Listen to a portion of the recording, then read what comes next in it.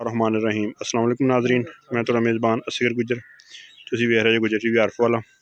हर रोज़ बेहतरीन ते अलग क्वालिटी जानवर लैके दोस्तों में चादर होई दा। अज माशाअल्लाह बहुत ही खूबसूरत दूजन मझ ते दूसरे सूए दी गां, दो मझां जानवरों की वीडियो आ। छोटी नूं कद दोस्तों वेखना वा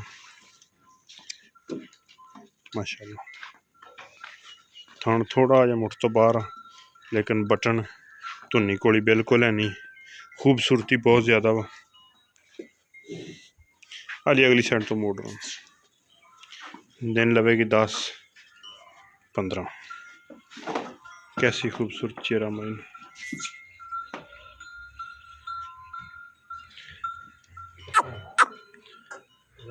दूसरा सूआ सूना वा, सूण दे विच 8 तो 10 दिन लवेगी। कद माइन चंगे वड्डी है, हड्डी माइनू एक आ, चंगे माइनू खुडे सोने, चंगिया माइनू टाका टूका खुलियां। कद बड़ा बड़ा, लम्मी बड़ी है, पूरी माई डाची। तो रेट माई दा बिल्कुल मुनासिब जा तो मकबूल जा वा।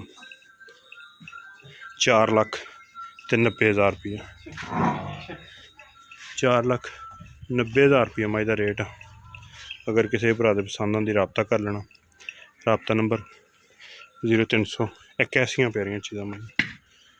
रबता नंबर 0300 567 2355। गां छड़ ली 567 2355 ही व्हाट्सएप ते कॉल नंबर।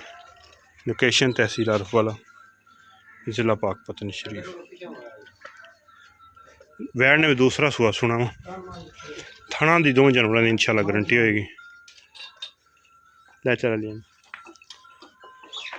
गां सूण दे विच दिन 5-7 लेंदी। एह्दा भी बिल्कुल फाइनल जा ते मकबूल जा रेट। क्रॉस दे विच वैड़ 2,70,000 रुपया।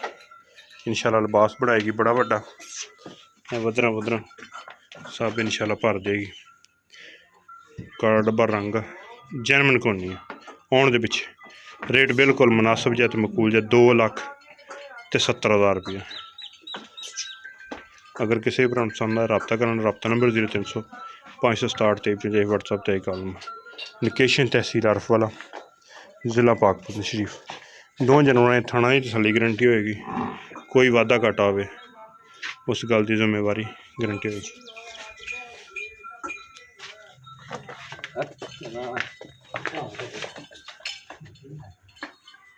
दरम्याना कद, वजन लोड पूरा। मझ को लै चली। गां का मुल बिल्कुल जायज़ जा 2,70,000 रुपया। मझ का मुल 4,90,000 रुपया। उम्मीद करने कई वीडियो आएगी दोस्तों को पसंद। वीडियो पसंद आती यार दोस्तों ने शेयर, जिन्हें दोस्तों ने चैनल नहीं किया सब्सक्राइब, चैनल सब्सक्राइब। एक अगली तो नवी बेहतरीन वीडियो फिर हाजिर होंगे।